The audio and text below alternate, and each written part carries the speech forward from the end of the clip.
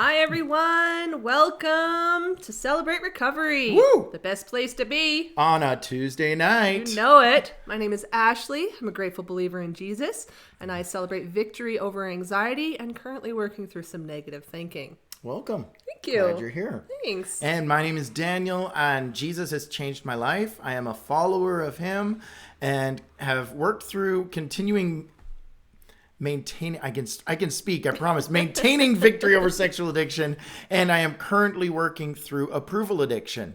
And we just welcome you guys. Welcome. Thank you. And welcome you. Let us know. You don't need to tell us what hurt habit hang up in the chat because this is public, but we would love to know you're here and we would love to welcome you. So even right now, comment in the chat. And we just want to let you know the videos you're seeing, the worship you're seeing, it's all pre-recorded. Yes. However, everything in the chat right now, all of that happening right there, that, and that, all live right now. So please comment. Let us know that you're here. We also just want to let you know, whatever night you're joining us to, if you use YouVersion Bible app, there is a great place to find all of our Celebrate Recovery notes. So I'm going to show you that very quick before we start here tonight. So here's my phone, and you will see the Bible app there, Holy Bible. If you have that on your phone, you can go to it. At the bottom right here is those three dots that say more. If you click that, now you go to what is called events, and it looks like a little pin drop here. Go to events, and if you search for Home Church Celebrate Recovery, while we are live, you are going to see our group come up, Home Church Celebrate Recovery, and we have all of our notes right there. So it makes it easy for you to follow along no matter where you are in the world. You should be able to find that. It has all of the small group questions as well. And we would love to see you join us afterwards for our Zoom groups. So there's how to use the Bible app to get the notes. I will say, though, if you want to save the notes, you do have to push the saved. It's like a little question, a little check mark at the top corner. Show it one more time here. And up at the top right, you'll see saved. Mine's already saved because I'm showing you an old one. But they do disappear. When it's live, just push save and then you have it forever. Mm-hmm. There we go. Anything else? I think that's it. All right. So what's happening now? Raise your hands and get into the presence of God. Oh, Jesus. And let's go worship with Home Church. Let's worship. Thanks for joining us again. Comment the entire night. We want to hear from you. Yeah. God bless, guys.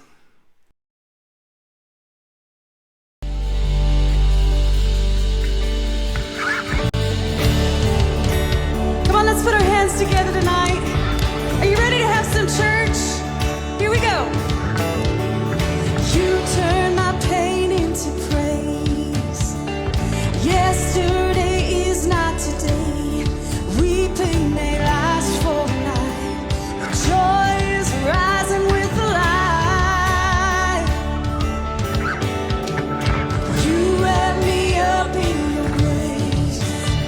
The sin I was in, now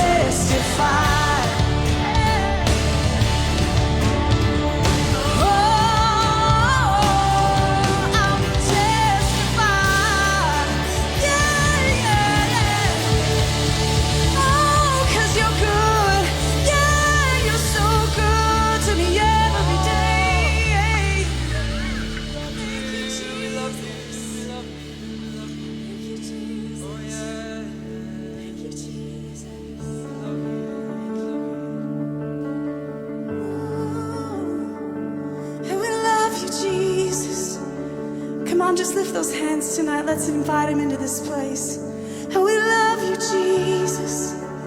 Yeah, we're here to put our eyes on you.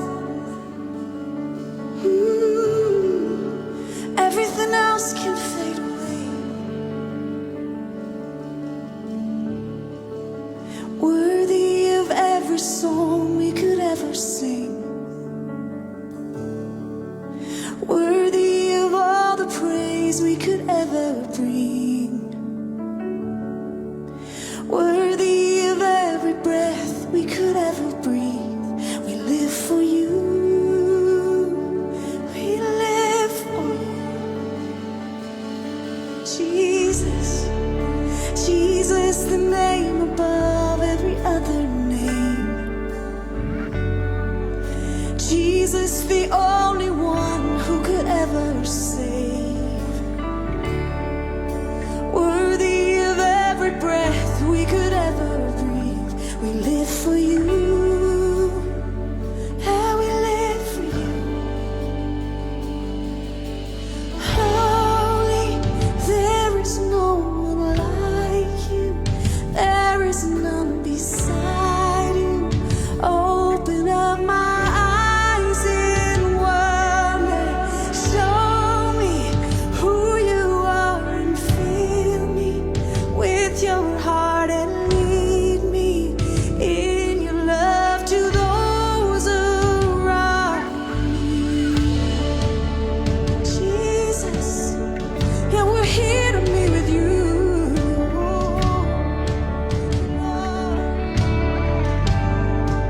Sing worthy,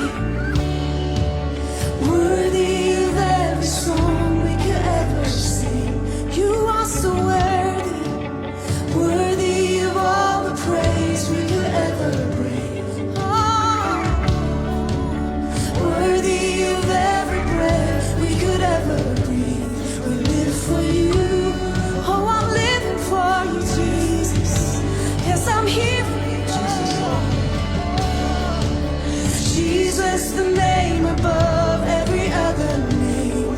Jesus, Jesus, the only one who could ever save. You are worthy, worthy of every breath we could ever breathe. We live for you.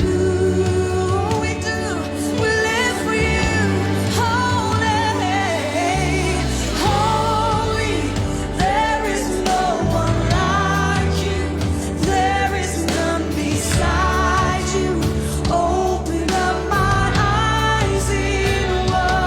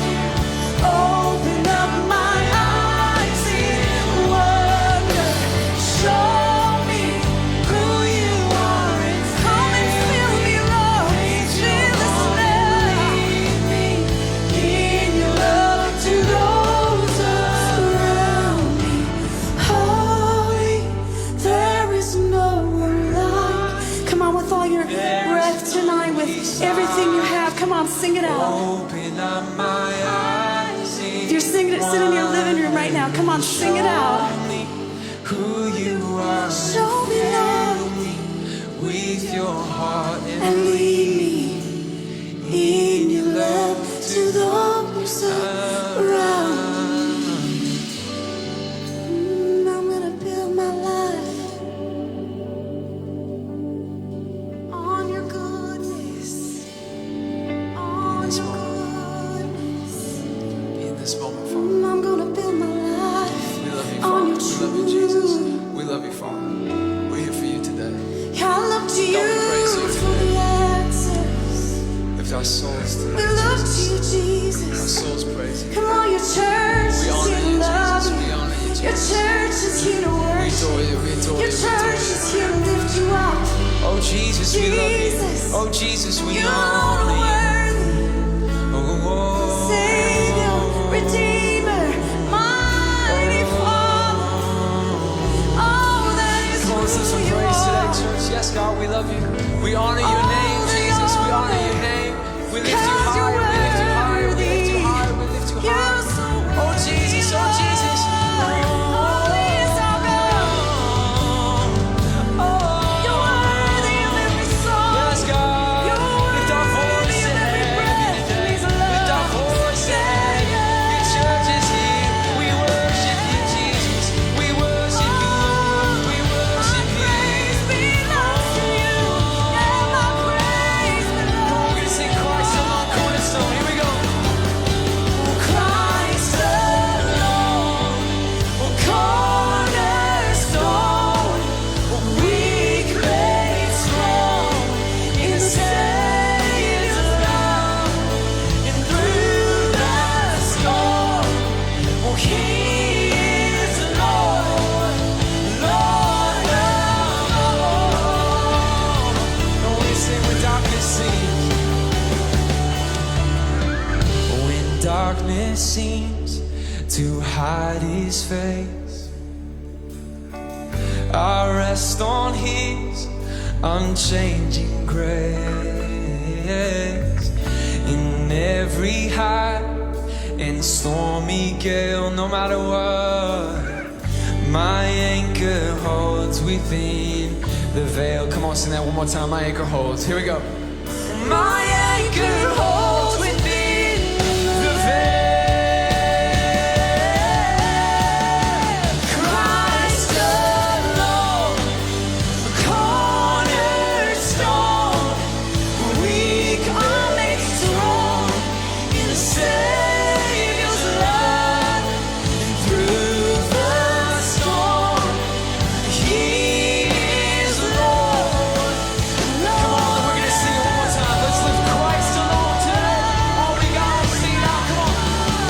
Christ alone, cornerstone, weak made strong in the Savior's love, and through the storm, He is Lord, Lord of all. We believe you are Jesus, Lord of all. Come on, let's look at praise.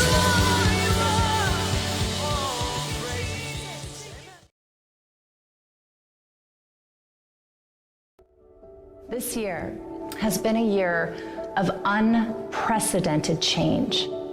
Our world as we know it has been turned upside down. Today, there are more opportunities than ever before for Celebrate Recovery to move forward and seeing God change lives through this valuable work of love. With everything we've been experiencing in our country, let's gear up and invite people everywhere to join us in healing. The vision of Celebrate Recovery is for the church to provide a safe place where moms and dads and kids of all ages can find freedom from their hurts, hang-ups, and habits. What Jesus wants us to do is to lift our eyes to Him and focus on something much bigger and better. God doesn't change what we do until He changes who we are. You may be saying to yourself, why rock the boat? Well, maybe He's calling you to get out of your comfort zone. Maybe He's calling you to get a bigger boat. recovery, healing is possible for all of us, no matter what our issue is. When I get my value from God, then I am bound to succeed. We're marked to celebrate recovery together. If you're a person of color, I want you to know that this ministry is for you. It's not about your size, what you look like, what you do, but about who you are. If you were important enough to die for, you are important enough to fight for. It doesn't matter, me, you, all of us. We have all fallen short, and it's okay. It's okay. God wants to restore you to better than new. Jesus alone is enough. We get to be part of helping individuals finally break free. And even when everything feels upside down, our lives and jobs, our homes, our CR meetings, all of these things may look different, but our God is not different. Our God is still on the throne. He still and always will have the power to help us recover. This is the part where the story gets good, where the battles are won, where the prodigals come home, where the dead awaken to life. Your past is not your future. There is a God who does the impossible. There is more to come.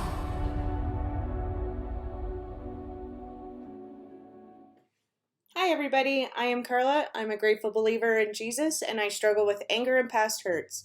Today we're going to read the 8 steps based on the Beatitudes. R. Realize I am not God. I admit that I am powerless to control my tendency to do the wrong thing and that my life is unmanageable. Happy are those who know they are spiritually poor. Matthew 5:3. E. Earnestly believe that God exists, that I matter to Him, and He has the power to help me recover. Happy are those who mourn, for they should be comforted. Matthew 5:4. C. Consciously choose to commit all my life and will to Christ's care and control. Happy are the meek. Matthew 5:5. O. Openly examine and confess my faults to myself, to God, and to someone I trust. Happy are the pure in heart. Matthew 5:8. V. Voluntarily submit to any and all changes God wants to make in my life, and humbly ask Him to remove my character defects. Happy are those whose greatest desire to do what God requires. Matthew 5:6. E. Evaluate all my relationships, offer forgiveness to those who have hurt me, and make amends for the harm that I have done to others when possible, except when to do so would harm them or others. Happy are the merciful. Matthew 5:7. Happy are the peacemakers. Matthew 5:9. R. Reserve a daily time with God for self-examination, Bible reading, and prayer in order to know God and His will for my life, and to gain the power to follow His will. And Y. Yield myself to God to be used to bring this good news to others, both by my example and by my words. Happy are those who are persecuted because they do what God requires. Matthew 5:10. Thanks for letting me share.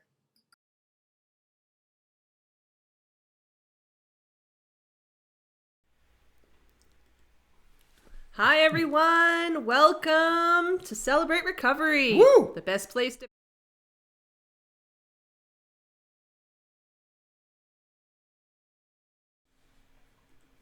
Hello, Forever Family. Maybe you've never even heard that before. Forever Family. We want you to know this is a safe place to connect. And so comment below. Let us connect with you. Connect with us. Let's build community here for a safe place to overcome any hurt, hang up, and habit. My name is Daniel. I love Jesus, as you've already heard, and celebrate recovery over sexual addiction, currently working through approval addiction. Have a couple announcements for you tonight, and this is a great place. So here's the quick rundown, and then I'll get into them each in a little more detail. We want you here. We want what you're seeing is pre-recorded, but comment below because we are live in the chat each and every week. We also have Zoom groups following right after that we would love for you to be a part of. This is a safe environment for healing and to do questions and answers about tonight's service. So we would love for you to be there. And even if you're brand new, there is a CR 101 that you can come and learn all the basics. And if you would like to give to this ministry, we would love to have you do that. So here is some info on how to do those things. First, our Zoom groups. Directly following is our Zoom groups. Write down this Zoom ID or watch the chat and we will have the Zoom ID in there to put you in. This is a safe place to be involved, to build community, and to find healing. Next, if you are looking for a Celebrate Recovery near you, the best place to do that is celebraterecovery.ca in Canada and celebraterecovery.com around the world. So no matter where you're watching from, there is probably a CR near you. And if not, maybe God's helping you connect with us so that you could start one in your area. And we would love to talk to you more about that. And the last thing, of course, is how you can give to this ministry. Go to myhomechurch.ca/giving, myhomechurch.ca/giving, and you can pick the campus, which is Red Deer, Alberta. That's where we are located, Red Deer, Alberta. And then the fund is Celebrate Recovery. And that way we just get to see this ministry keep growing and stay strong and continue to reach more people. That is it for the announcements. I hope you're enjoying tonight so far. Let us know right now, what has been your favorite part of tonight's service? Put it in the chat right now. I always am so excited for home church worship. I'm always excited to hear the lessons and testimonies. There is so much on a Tuesday night that I just love. And I walk away feeling full and full of life. So what is it about for you? What is it for you that has reached you tonight? What has impacted you or you've enjoyed so far? Put it in the chat and we would love to see you after. That's it for announcements. God bless, and we will see you soon at the end of the night. Hi, my name is Jenny, and I'm a believer who struggles with codependency, and I'm an adult child of family dysfunction. There is a quote that I love. It says, "Everything you want is on the other side of fear." For me, healing was on the other side of fear. Freedom was on the other side of fear. I am all too familiar with fear. The joke in my family when I was younger was that if they didn't want me to go into a room, they just kept it dark because my own fear kept me from wandering too far, and it kept me in line. I was a fearful child that turned into a fearful adult. Fear ran my life for too many years. When I was a child, my dad was a youth pastor and a choir director, which caused us to move often. This was a source of tension with my parents, and they argued a lot. I was only in first grade when my parents divorced. The day my mom told me about the divorce is burned into my memory. She called me into the bathroom as she was getting ready for the day and told me that they would be getting a divorce. She explained to me that we would no longer be living with my dad and that we would be moving away. I was devastated. Everything in my world that made sense up to that point, everything in my world that made up my sense of security was changing. I remember crying so hard that morning, so hard that I was unable to go to school that day. And I also very clearly remember feeling like a burden that morning because I couldn't stop crying. In my 6-year-old mind, I remember feeling that since my mom left my dad, he was the hero and I felt bad for him because I felt that we were leaving him behind, which began the unhealthy behavior of blaming my mom and putting my dad up on a pedestal. After that, we moved in with my mom's boyfriend, who she ended up marrying. He had a temper. There was a lot of arguing in the home, but family life felt somewhat stable. However, I was angry that this new stepdad had a place in my life, and I would argue with him very often. He became the scapegoat for all of my anger. My mom wanted a happy little family, but I was not willing to comply. After 7 or so years of marriage, they divorced, and my mom quickly went into another relationship. I didn't like him, and he did not like me, or the fact that she had any kids at all. I felt that she often chose him over us. Again, I would argue with him every chance that I got. He left my mom, and she had an emotional breakdown, which landed her in the hospital for a short time. I was 13, and I remember being so scared and confused. I didn't really understand what was going on. I was the oldest of the 4 kids, so I felt I needed to be strong for my siblings and strong for my mom. I remember visiting the hospital and wanting to cry, but telling myself that I couldn't because I needed to be strong. I was terrified and so sad. I had never seen her so weak, and it scared me. Something shifted in me then, and I began to feel like I needed to protect her and take care of her. Over time, my relationship with my mom became codependent, and I often felt emotionally manipulated. When she was released, we moved yet again to Southern California. As a single parent, my mom worked a lot, and I felt like I was the one cooking and taking care of everyone. I felt like the second parent in the home.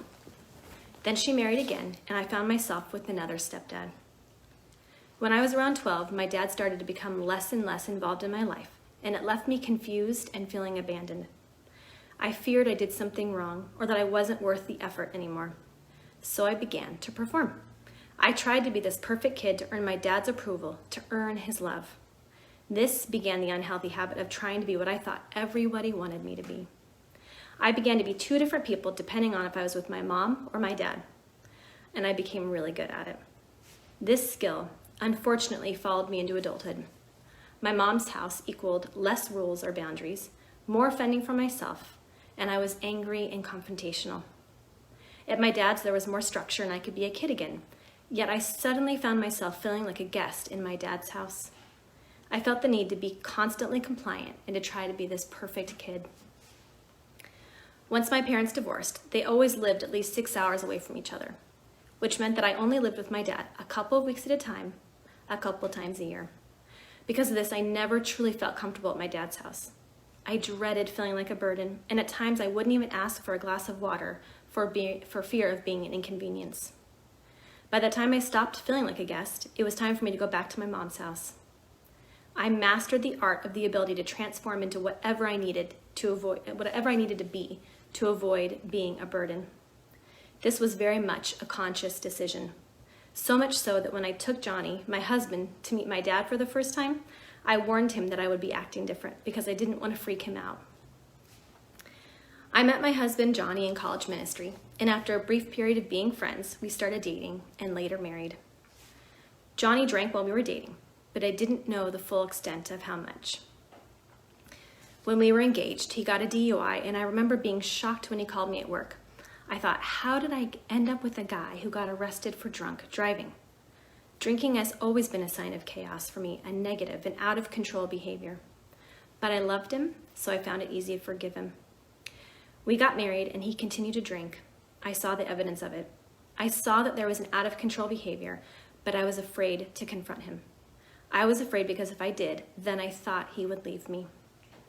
Going into my marriage, I didn't know what a stable family looked like, but I did know what I didn't want my family to look like. One resolve I had was that I wasn't going to fight with Johnny. I didn't want to treat him like my stepdads, arguing, yelling, confrontation, chaos.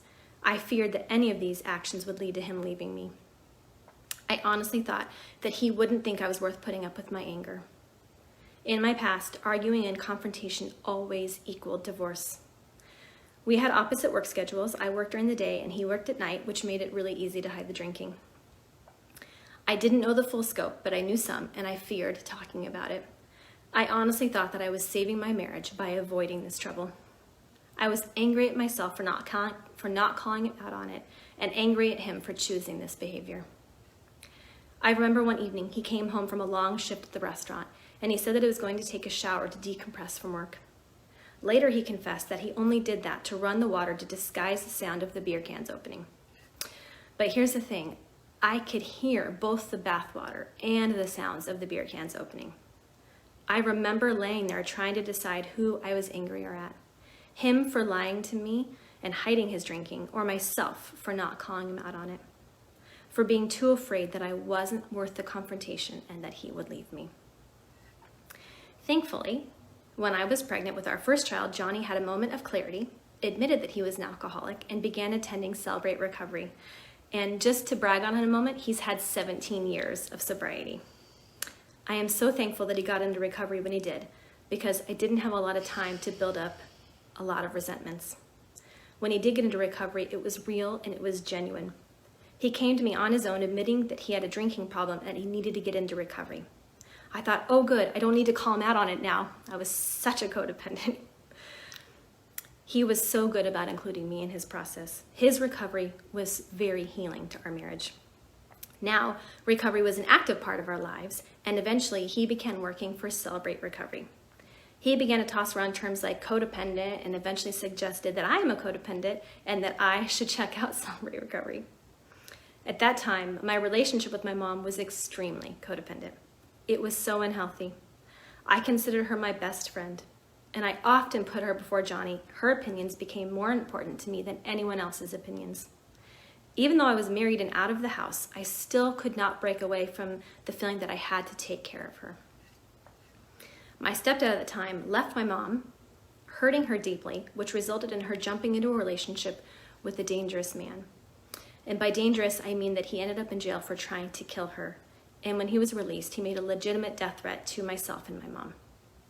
Johnny and I had to get a restraining order that covered our home, our kids' school, and the... Sorry, I think I lost connection for a second. Sorry. Let's see. I told her that if she did not come, it would forever change our relationship, and she chose not to come. The following 6 months were traumatic for me. During that time, my mom made suicide threats, and we were constantly bombarded with lies from my mom and her boyfriend. I was pregnant during this time with my second child, and my doctor told me that whatever was going on in my life was beginning to affect my health, and I needed to deal with it. Soon after that, I received a threatening text from this man and made the decision to remove myself and my family from my mom. I was 9 months pregnant when this happened. We stayed separated from each other with no connection at all for 5 years. She missed the birth of my second and my third child. This was devastating to me. I also suffered with postpartum depression after every pregnancy, which made this season feel even darker. And even though I knew medication was an option, I still felt very lonely during this time without my mom, who I considered to be my best friend. Eventually, my mom's husband went to jail and they divorced. We reconnected and went to counseling, and we were able to reconcile. For the first time, I told my mom how her actions had affected me. She said I seemed like a different person, as I had never talked about these things before. At that time, it was a struggle for me to discern boundaries with her and not slip back into old habits. Even though things were getting better, our relationship was still very damaged. And during all of this, I was realizing that yes, I definitely need Celebrate Recovery, but I was overwhelmed with my stage of being a mom to 3 young kids. Then the guilt would set in as I knew that other pastors' wives were involved in their husband's ministry. I would wrestle with God about it and get some peace, but then I would always fall back into feeling guilty about it. 7 years ago, at the Celebrate Recovery Summit, Cheryl, my mother-in-law, suggested that I do a pastor's wives step study. So 10 years after Johnny got into recovery as an adult, I finally said yes to getting into recovery myself. Now, I don't know about any of you, but I tend to rebel against what I am told to do. So even though I knew I needed recovery, it took my stubborn self a couple of years to accept what everybody else had been hinting to me. The group of ladies started in September 2013. Since then, I have led multiple step studies for pastors' wives at our church and 2 for staff women at our church. Since completing my first step study, I'm learning to truly let go of the need for others' approval. I've always known that God loves me and that his opinion is the only one that matters, but this is the first time that I've truly been able to feel the freedom of that. The freedom to not have to have everybody like me. Freedom from the fear that I'm only valuable or worthy of love if people like me. The freedom of knowing that my value comes from God and not from others. In the very beginning of my first step study, I remember working on Principle 1, Step 1, and the idea of being powerless. I wrote and shared, I am powerless to heal from my childhood hurt and anger alone. Matthew 19:26 encouraged me. It says, with man this is impossible, but with God all things are possible. It was the first time that I began to realize how much I truly had not dealt with. Step 4, the inventory, is one of my favorite parts of my recovery journey. It's where I learned so much about myself. A lot was revealed and patterns popped out while I was doing this. But going into it, I was terrified.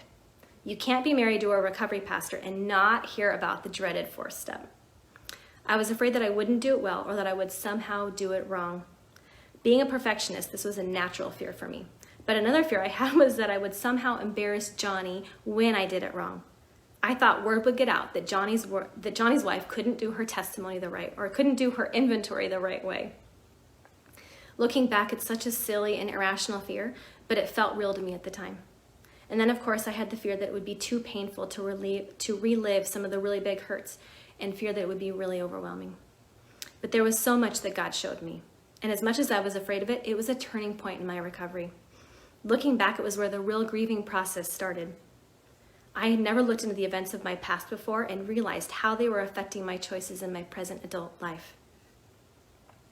I realized that I had never forgiven my mom or grieved the divorce of my parents, which was shocking to me. During the time that I was doing my inventory, Pastor Rick was doing a message on grief. It was exactly what I needed to hear. I was feeling silly that as an adult, my parents' divorce still bothered me so much. He explained that grief doesn't just go away. You need to allow yourself to grieve what you lost, or that pain will stay with you. So I allowed myself to grieve, and it was so healing. I grieved the loss of the family that I knew and my lost sense of security. And I recently realized that another thing that was taken from me was the chance to have a relationship with my dad, that traditional father-daughter relationship. This is a current hurt that I am still working on. When I think about my relationship with my dad, it makes me sad because when my parents were married, he was so involved and I adored him. I have had to grieve the loss of what could have been with that relationship. This is something I will continue to work through during my next step study. During my inventory and working through my character defects, I learned that I was stuck in a victim mentality, which was why I was always easily hurt by others. I learned that my response to that hurt was to pull away or to walk away from that relationship. Sometimes I believe the reason is that I want to prove to them how much I don't need them in my life. I realize I take a certain sense of pride in doing things on my own and not asking for help. Part of that is from my controlling issues. After all, that's how I did need to survive growing up. I also realized that I was a very angry child growing up. I think that stems from never being able to process how I was feeling. In my house growing up, the family secret was denial. We were masters at whatever happened in the past did not happen. As a result, we never talked about things or how we were feeling. We were just expected to move on as if that's how things always were. The only acceptable emotion I felt free to show was anger, and boy, did I. I also learned that this played into my marriage. I was scared of my temper, and I didn't want to yell at Johnny like I did at all of my stepdads in my life. So I would hold in any frustrations or negative opinion, mainly because I remember so vividly that the process of yelling at my stepdads was a slippery slope. What I mean is, it would start with one disrespectful backtalk comment. I realized that no one was going to hold me accountable or stop me, so it became easier and easier to take it further every time I got mad. Eventually, I would yell and say whatever I wanted when I got angry. It was not pretty, and it definitely wasn't something that I wanted to bring into my marriage. So I hid from my feelings in our early marriage. But thanks to recovery, I am learning that Johnny can handle my frustrations, and if I talk about them as they come up, it never has to get to that ugly point of hurtful yelling. Another pattern that popped out is my constant need to show everyone, even my close family, that I have it all together. For example, when everyone comes over, or whenever anyone comes over, I will run myself ragged, cleaning the house and making everything look good, all the while trying to make it look effortless. A clean home is important to me because my home growing up felt chaotic and messy at times. In my mind, the mess was a physical representation of the dysfunction in our home. I felt people would judge us and think we were bad people for having a messy home. So I grew up determined that I would be able to provide a home for my kids that they would be proud of.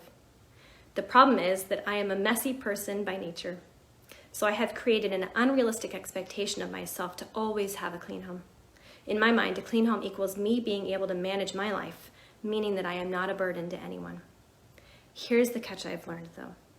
I really want to give off the impression that I am okay and that I am managing, and I want others to think that I am capable. However, I get my feelings hurt when no one offers to help me. I work my tail off trying to show everyone that I can do it on my own, and then get my feelings hurt when they believe the facade. In the end, I want them to offer to help me anyway, I've realized. My unspoken expectation of everyone is to help me, even though I've just proven to them how much I don't need their help. So destructive. I've also learned that I was being sarcastic with my children and worried that I was beginning to be manipulative. It was the exact thing I didn't want to do because I remember my mom doing it. I didn't want to fall into that same pattern. For example, I had an issue with one of my kids and her temper. Now, if you ask me, I'll say she gets it from Johnny. But if you ask Johnny, he'll tell you the truth and say that she gets her temper from me.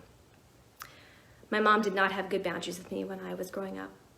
I went into parenthood with this fear that I would have unhealthy boundaries with my kids, that I would have an out-of-control child, because at times I felt out of control as a child and a teenager. My daughter's strong-willed nature triggered a fear in me that I would not be able to parent well, and I in turn would not have a healthy response.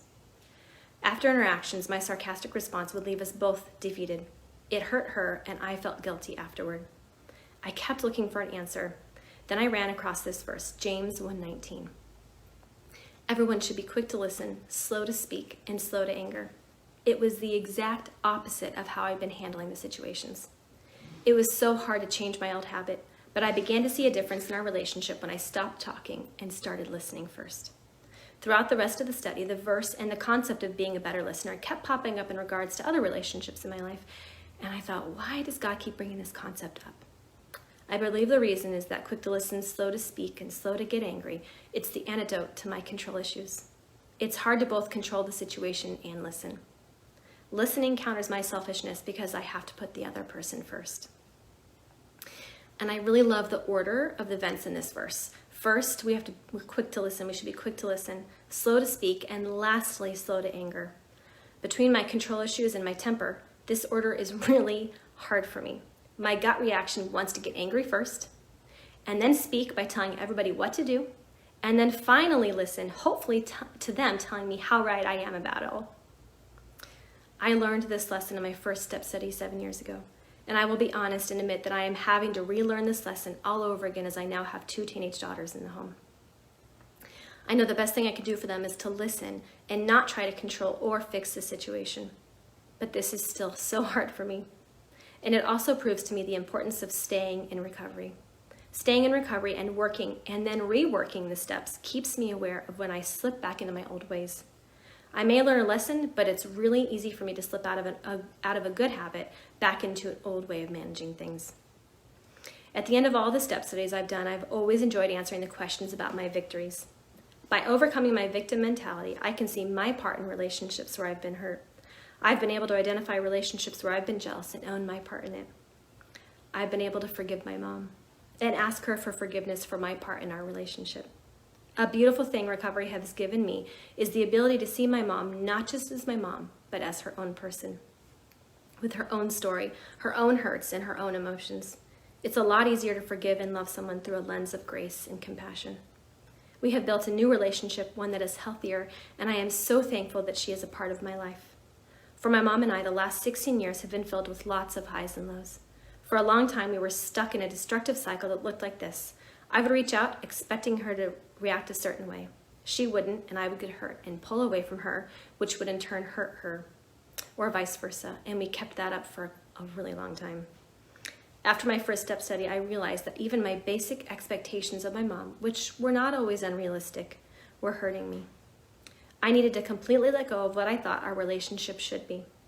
I went through a grieving period over the loss of that relationship. But through working in my recovery, I have been able to let go of those expectations, which allowed me to create a whole new, healthier relationship with my mom. I am beyond thankful that God has redeemed this relationship in my life. There were many times when I didn't see how our relationship could ever be repaired. But like I said before, with God, all things are possible. I used to feel that my feelings were not worth it to other people, that my feelings made me a burden.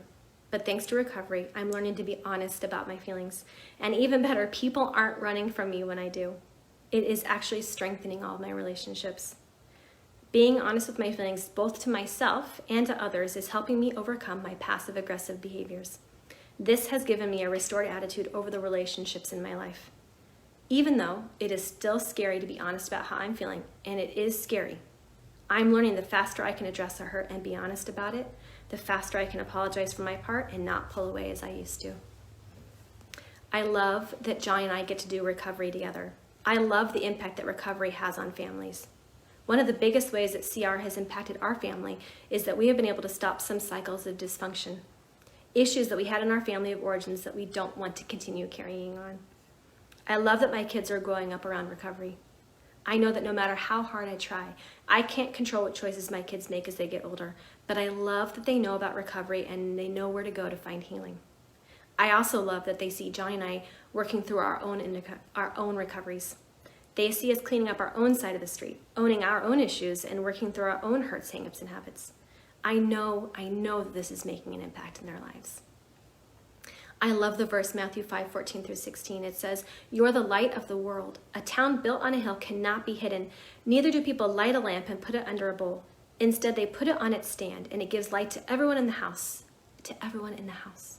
"In the same way, let your light shine before others, that they may see your good deeds and glorify your Father in heaven." Recovery allows us to be a light to our families and to those around us, and I love that. My relationship with God has deepened as I am now relying on Him to conquer my character defects on a daily basis, trusting in Him to help me heal from these hurts in my life, and truly learning to live out the truth that my value comes from Him alone. I knew that everyone has hurt in their lives, but I didn't know how much I would learn about myself. Recovery is an amazing journey. God continues to grow me and stretch me, but He lovingly holds my hand during the whole process. As a whole, I've had victory over anger, resentment, bitterness, jealousy, guilt, shame, and fear. When I was younger, I was drawn to the verse 2 Corinthians 1:4. He comforts us whenever we suffer. That is why whenever other people suffer, we are able to comfort them by using the same comfort we have received from God. It gave me comfort that one day God could use the hurt in my life to help others. And I love that Celebrate Recovery gives me the chance to do this. Thank you for letting me share. Wow, what a great night. I don't know if you enjoyed it, but I sure did. I love it. Yeah, thank you guys for joining us. Hope you got a lot out of it, took some notes, felt it in your heart. What can we do after? Caught me deep. Well, what can we do now? I am so glad you asked.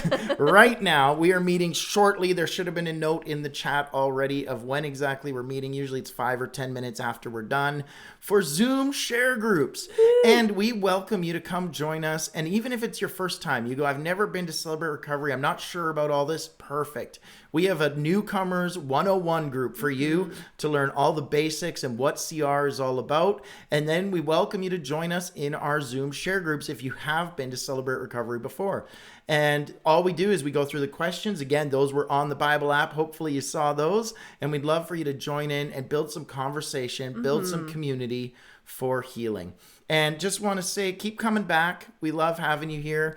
And if you would like to give, again, you can do that as it said in the announcements, myhomechurch.ca/giving. That's myhomechurch.ca giving. And on there, you can give right to Celebrate Recovery, which helps us keep this ministry running and going and reaching more lives. So thank you, guys. Yeah, thank you. And we love you. We hope to see you next week, and we hope to see you in the Zoom groups right now. God bless.